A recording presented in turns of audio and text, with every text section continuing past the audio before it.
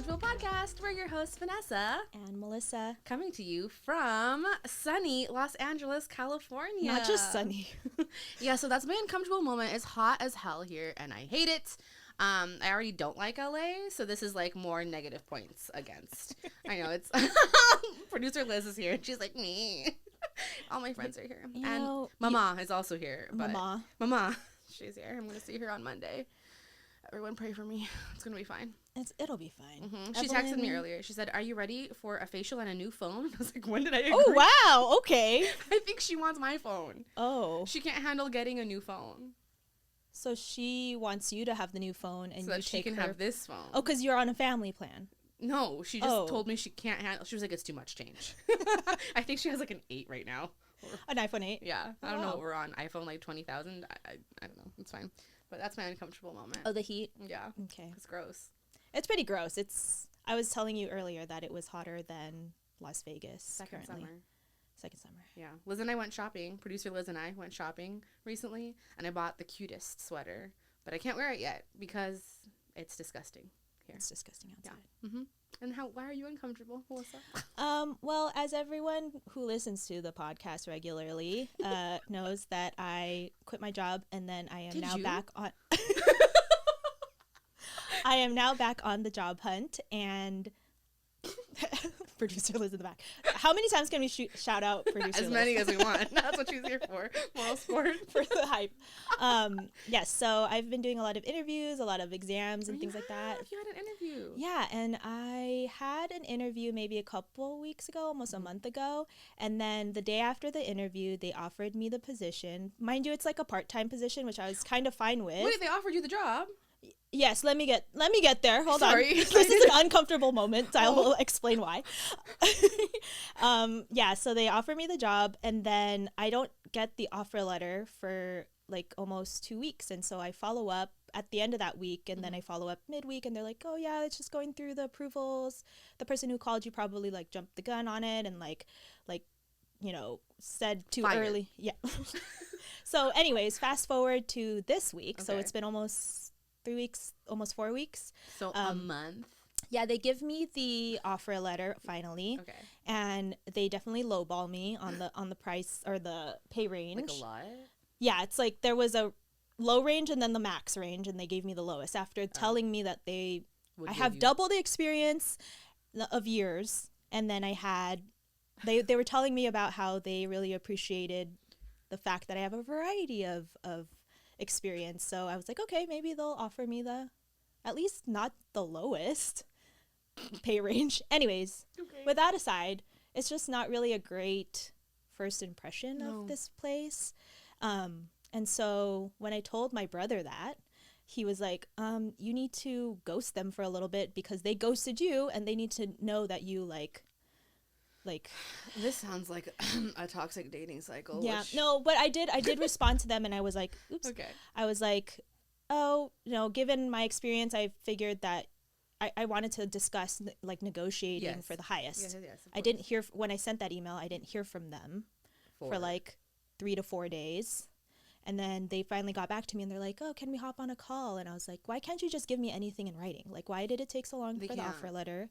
I know. So that's why I'm just like, okay, the fact that they can't even do that, I'm like, what is working for this place like? Okay. So. But wait, I do have to, okay, that's annoying, yes. But I do have to tell you, when I was hiring for my Yes, please give me insight on what might be happening in the behind the scenes. You don't even know, because she was also countering. She was like, oh, like, I have this many years of experience in doing this and this, and like, mind you, I pushed for her to get the highest part of the range. I do remember you telling me this. Yeah, I'm a millennial manager, so I'm like, let's give the people the money they deserve. Yeah. But she was like, I need more. She was relocating. California's expensive. Bay Area sucks in terms of like cost of living, blah, blah, blah. We all know this. And so I had to like pester my boss, and he had to pester like the head of, I don't even know her title, but some bitch up there who's in charge of hiring and money and stuff. No, and I understand that. So when they did finally tell me that, I was like, okay, then just tell me. It took days though. It did take days. Yeah, and I understand it. This took 2 weeks. And then they didn't get back to me until I was like, hey. Got it. What's going on? Okay. So I'm very like. Well, there's no me on that side. I was desperately trying to hire, like, immediately because I knew this girl was going to get no, another job and the offer. fact that they called me the day after the interview, they're like, yeah, we want you to start. They told me they wanted me to start the next pay period. So I was like, 2 weeks from now. So like a week from the supposed start date, I was like, I didn't receive any. It's not a good first impression. Yeah, so it's little, toxic kind of games going on, but Not your brother being like, they ghosted you, so you ghost them back. He didn't say that exactly. He was like, but it's funny. It's funny. It's funny. But yeah, that's where I'm at right now. Okay, I haven't. that's uncomfortable. The person was like, let's hop on the phone, and that was this past week. Yeah. On the end of the week, so I was like, okay, I'm just gonna get back to you on Monday then because it's the weekend. So Okay. there's that. Well, That's wonderful. I'm kind of glad you brought that up, though. It's a nice segue into the episode for today. So today's episode is all about toxic masculinity. We're going to delve into the little, what is it called even? Like a subculture or like the tenets of? I was going to say micro internet community, but I don't think it's micro. The manosphere? They wouldn't like it to be called micro, that's for sure. Okay, well, we've learned a lot about it. And this came up because I was talking to a friend of mine, and this is back in December when I was going through that annoying breakup, and like he wouldn't leave me alone, and there was this whole back and forth. Yeah. And my friend took me out for a drink, and we sat at the bar, and I was telling him what was going on, and he was like telling me play by play what the game was. And why this person, in his mind, was doing what he was doing. So it's like waiting a long time to text back. So like ghosting someone for a little bit. Like kind of like what your job, what that job is doing to you. And just all the things. And it's crazy because as we're sitting at this bar, he's telling me what's going on and how to reply and what the like other the person strategy is that gonna he's like, do. okay, but here's the thing. One, I did not think that my ex was smart enough to like, I don't even mean that in a mean way. I mean, just like, I didn't think that he was like, intentionally sitting there with his little man playbook of like what to do. Yeah. Like when she does this, do this, you know, like I didn't think that was happening. Like that level of like intent. Yeah. Like malicious intent. Like it was on purpose. Yeah. But he was like, well, no, like these are the things that like guys do. And I was like, that's disgusting. I know not all men, but a lot, I guess, enough that there's a whole manosphere. That word's so gross. Yeah, so when we were researching for this particular episode, I mean, Vanessa and I are obviously not the demographic for this particular part of the internet, so not at all. And I was actually afraid to Google anything because I don't want it entering my algorithm. Okay, but wait, said friend did show me videos, and that's why we even saw this part of the internet. Yeah. And for me, the way that I was introduced to this part of the internet was those. Sometimes my cousin be posting some crazy things on his stories, and that's when I text him and I'm like, "Are you okay?" You know, and it brings me concern. But I just remember this like toxic alpha male type of content leaching into I'm going to call it the normal internet community, at least our normal. The normal world. The normal world when this guy named Andrew Tate started becoming like, yes, I don't even want to give him more recognition, but yeah, I was seeing videos about him on like Reddit and Twitter and whatever, and I was like, who is this man? And why? So we're going to talk about that. Yeah. We're going to talk about all these different terms like manosphere. Yeah. The red pill ideology. We need to check on the men. Are they okay? They're not. They're not. I'm concerned. Right. I mean, what? It's an ongoing issue that women are continuing to deal with, this toxic masculinity and the patriarchy. We talk about it all the time. And how it affects our lives all the time. But Melissa took notes. I did take notes. Melissa took notes. There's like a whole list of people who are involved in this. Involved. But first I think we need to talk about like what it even is, and like why it's so scary. So I don't know I hope by now people have been exposed to that whole question of like, as a woman, if you were trapped, if you were alone in the forest? Yeah, who would you rather be alone with, a bear or a man? And most women are like, a bear. Yeah. 100% a bear. And like people have also asked men who have daughters. Yes. And that's sad. And they're like, oh, I would rather them be alone with a bear than a random man. Yeah. And so the story, the end, that's it. that's the episode. No. Well, some people don't understand why. And it's sad. I just think it's sad because I think a lot of it is not, or let me rewind. Like my friend who introduced this whole world to me, this whole concept, like there's a playbook, all these things, right? Like I don't think that a lot of men go into this with the intention of it being, so my friend warned me like, oh, it's a little misogynistic. Red flag. Which should have been like a full stop right there. Like, if it's a little misogynistic, maybe we don't engage. Yeah. Maybe that's actually not going to be beneficial. I think what you're trying to get at is that the basis of these supposed alpha male ideologies supposedly come from a place of these men seeking self-improvement and building self-confidence and, you know. Yeah. Well, no, and he was talking to me because he was telling me, like, Vanessa, you need to value yourself, know your worth, all good things. I support these things. But I think that's when the videos maybe start taking a slight turn into the not so great aspect of it, right? Towards men, where it's like, know your worth and value, and then it's like, and women, blah, blah, blah. Like, yeah. So what some of the terms that come up when you start to enter this segment of society is this red pill ideology. Yeah. So it's apparently the awakening of men to the supposed reality that society is dominated by feminism and biased against men. Producer Liz just let out a chuckle because, like, since fucking when? I'm sorry, we weren't even allowed to vote or have jobs for, like, ever. But we still get paid less. And also, they're trying to control what we do with our bodies again. Right. So, I mean, since when? And it's just, that's the scary part when it comes to those kinds of, like, when you boil it down to that. Yeah. It's like, whoa, how far removed are you from reality?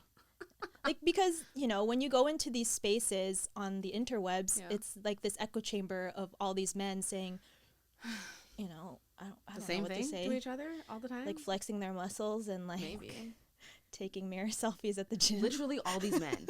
When we looked them up, they all have pictures and they're just like gym photos. Yeah, like, I'm like, could you also like looking scary. Like they're screaming. Could you smile?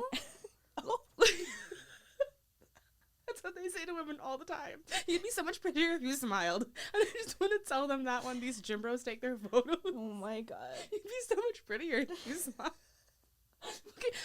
Okay, I was telling Melissa this when we were talking about these notes. I was like, this is like literal caveman shit. This whole idea of like alpha male, like we need a leader, like that made sense when you were running away from like dinosaurs.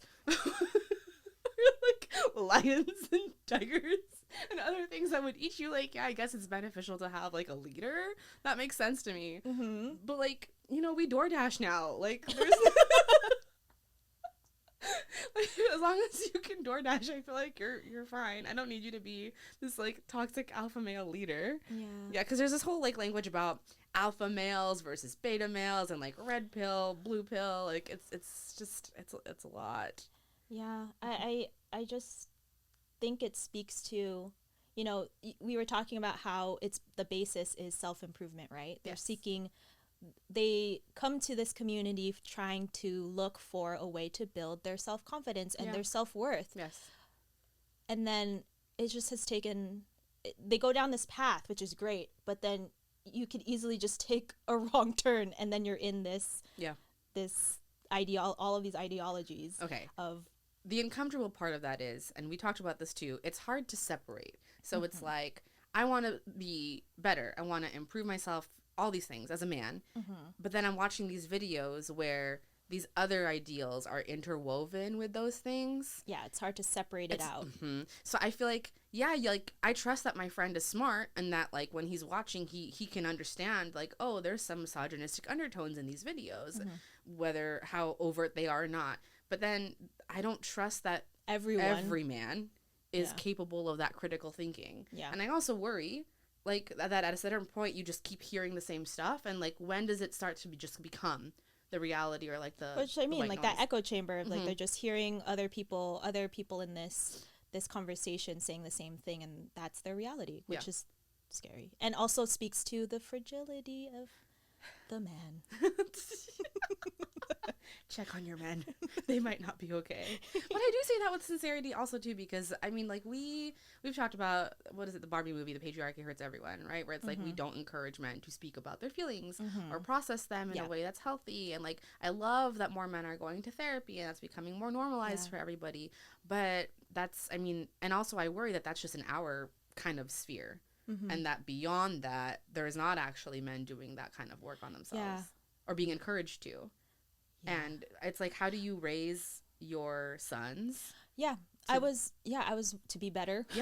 I was watching a video recently of this man who was talking about how he's afraid for the environment that his daughter is being raised in, because he continues to see parenting, and his daughter's young, I'm assuming, but he continues to see parents that with boys that discourage them from playing with the kitchen sets or like and then instead giving them the like GI Joes and like the cars and like all those things, and he was talking about how don't be surprised when your son grows up and thinks that the kitchen is not for him, the kitchen is for the woman to be in, because you never let him experience and play with those kinds of things growing up.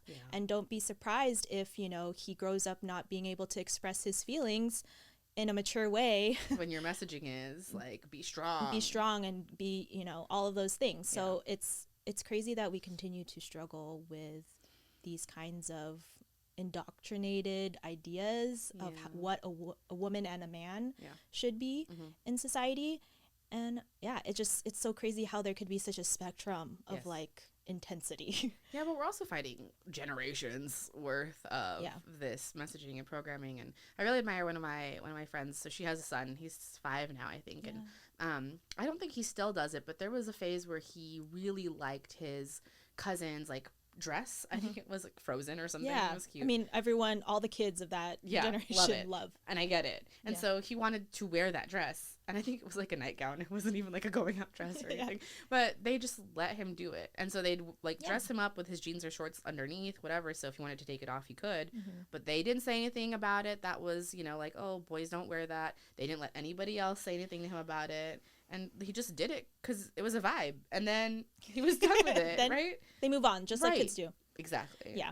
I remember, my younger brother is 16, 17 years younger than me. And I remember and I continue to try to be as conscious and as active as possible in terms of catching those things, like those stereotypes and all those stuff. But especially when he was young, like that age of what toddler to what like first grade, second grade is very impressionable age. And I remember things that my parents would say that I remember them saying to me, and I would immediately kind of catch that, and I kind of built in this like rebellion into him, I think, because he questions everything. Like, good for him. And I was never like that growing up. And I remember then growing up and you know, be like, well, this is good. This kind of ties into another episode that we're going to talk about, but like minimizing myself and like keeping quiet and stuff like that. So I wanted to make sure that he was in a place where he felt comfortable to question things. You know, whether it is wanting to play with Barbies or like wanting to explore interests and things beyond things that are assigned for a gender, you know? So it's active work. And I think part of that video that I was watching of this father talking about, you know, how people typically say that, oh, I'm so glad that I didn't have a daughter because they're so difficult to raise, or it's harder to raise girls. Rude. When in fact, like, it's not easier to raise boys. It's just easier to neglect boys. And fostering that same emotional like growth and intelligence and maturity. I'd argue it's harder. Yeah, right. So like actually if you were to raise a boy correctly, it's hard. Just like it should be for any child. Not correctly. I'm saying correctly. Everyone else is wrong. Everyone else is wrong. You know, but you know what I mean. No, I do. Yeah. I'm joking. It's hard to hear you say that though, because then it's like he's gonna go on the internet and see quizzes about his masculinity. Oh yeah. It's like you're gonna do all this work, and yet he's gonna encounter shit like this. So it's like I'm glad that he's able to question it. Yeah, that. See, it's that building that foundation of like, okay, let's not just accept authority figures or what have you.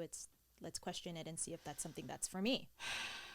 So I've encountered it a lot lately. I feel like, I don't know why. I don't know what's happening, what's in the water. I don't know. It's because I'm more aware of it now. But I feel like I am encountering a lot of this, like, toxic masculinity stuff a lot more lately. You know, just like everything, our phones are listening to us all the time. And then, you know. Are the humans around me listening too, though? Because there's someone in my life who also made a comment about his own dating life. And he was talking about, okay, so instead of admitting, potentially, like, ooh, you know what, I'm having trouble, like, making connections and, like, finding a woman who I want to build a life with or who I want to date, right? Yeah. His comment was, well, like, I just haven't met someone and like, with stimulating enough conversation. And I was like, interesting, because you're the common denominator here, so maybe you're not the stimulating one. Like, right. Yeah. And I mean, like, he's not, I don't think but maybe he's a bulldog. Yeah? I'm sorry. What's a bulldog? What is a bulldog? I need to know.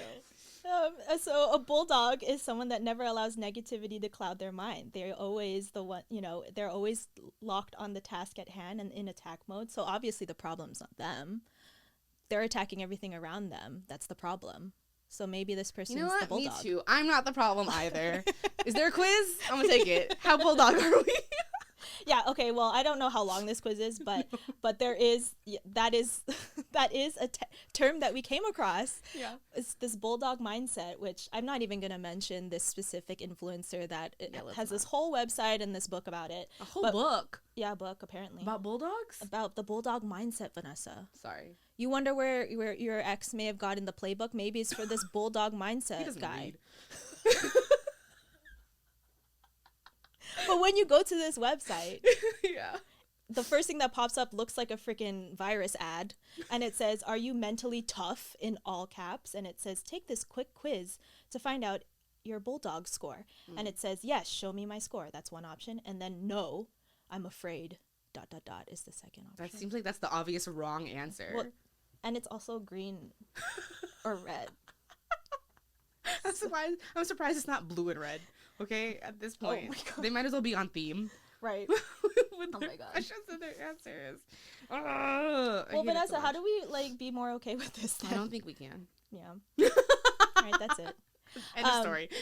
But you know, we do try to talk about I know how we deal with these uncomfortable. Well, okay, I think first it's being aware, right? So like Melissa did the work and like actually looked up all of these different like alpha male influencers, and there were so many common words. Yeah. So all of them are talking about the same shit basically.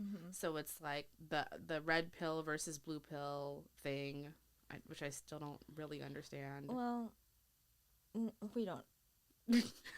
I guess if you pick the red pill, they're saying that you are choosing to understand that feminism is the toxic thing in society versus men ruling the world. Remember when Ken was like, "Oh my God, it's all about like horses and men and like ruling the world in Century City," and like then he comes back and actually was like, "Oh, I was very wrong." Yeah, I do love him for admitting that he lost interest after it wasn't horses. Like, as one should. As one should. Right. Yeah. Yeah. But so I think it's like that. So it's like just knowing that there's this whole manosphere and this ideology going around about what it means to be an alpha male. And I don't know, like I wish I could go back in time. At the time when I first heard about this, I didn't know what to say. And I didn't know how to be like, oh, maybe we do a full stop at misogyny and we like we go elsewhere for our self-help. So I think it's like if you see any of these terms, if you hear one of these terms, I think it's worth calling out. It's like, hey, like, have you considered? Have you thought about phrasing it like a question, like open a dialogue? Yeah. We don't want to offend the men, those sensitive souls. I'm kidding. But sometimes I want to offend them. I want to offend them all the time. But there is a woman who does that, doesn't she? Drew Drew Afulo. Yeah, I love her. With her like fly ass nails. Back. Yeah, she definitely specifically targets men. She is not ashamed to say that she profits off of toxic men's tears. Like literally, feel bothered is what she said. Like feel bothered because After all you guys have done to us is basically what she's saying. Okay. But I think, to wrap things up, I think awareness is definitely, unfortunately, part of it. I would rather, ignorance is bliss, pretend that none of this exists. But I think, Maybe we feel bothered. Yeah, we feel bothered and uncomfortable about it. But I think, if anything, take a look at your circle of friends. Take a look at, if you find that any of your friends may be dealing with someone or in a relationship with someone that could be playing these kinds of games. Yeah. Maybe be a good friend and kind of ask maybe about bring it, that up. bring it up. Yeah. Talk to them about it if they're comfortable. But Yeah. while respecting boundaries, of course. But I think, I don't know. Okay, I will say, I think it is worth having the important conversation. So, like, someone I dated years ago, my ex-fiance, he actually was very anti-feminist when we first started dating. Oh, interesting. Yeah, no, I know. And I was like, wait, why? And he was like, oh, well, because in high school, there were these, like, girls who called themselves feminists, but it was very man-hating. And so I want to be clear, like, I don't hate men. And I feel like that's not what the purpose of this is. Yeah. But I think that was such a it put him off so much that he didn't truly actually understand. So it took a lot of like conversations about like what it meant to me and like, okay, let's not even call it feminism. Like, let's just talk about kind of the tenets of. Yeah, I think labeling it feminism too sometimes could, for someone that is not learned in this realm can also be off-putting, Yeah. Just as much as it's off-putting when we hear manosphere. True. So I think then it's like, have the conversations, especially if it's someone like you really care about. Like, I know, and like, you see them you see them going down this weird path or potentially going down this path. That's why I go and check in on him and I'm like, want to talk about it? Yeah. That's part of it. Yeah. Well, if you have encountered a toxic man in your life, there's a number at the bottom of the screen for you.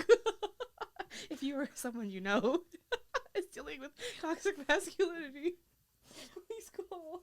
I was trying to come up with a funny 1-800 number, but I can't. I can't right now. 1-800 no pills. No pills. Okay, but seriously, if you guys have any advice for us, if you've encountered someone in your own life who maybe has talked about this with you and you have any tips, we'd love to hear from you. Melissa, please tell them how to find us. Oh, shoot, I forget I do this at the end. You do it all the time? Yeah, you can follow us at I'mUncomfortable.podcast on Instagram. We are also on YouTube now, so you can watch our episodes and watch our shenanigans. If you're watching right now, maybe comment. Oh my gosh, I forget that's a thing. Yeah. Also, click the little bell. That's what all the vloggers say for the notifications. So find us on YouTube, find us on Instagram, find us on TikTok. I'm starting to post there again. I'm sorry, guys. We're back. We're back on TikTok. DM us if you have any ideas for episodes. DM us if you just want to say hi. We're there. We'll see you next week with a new episode.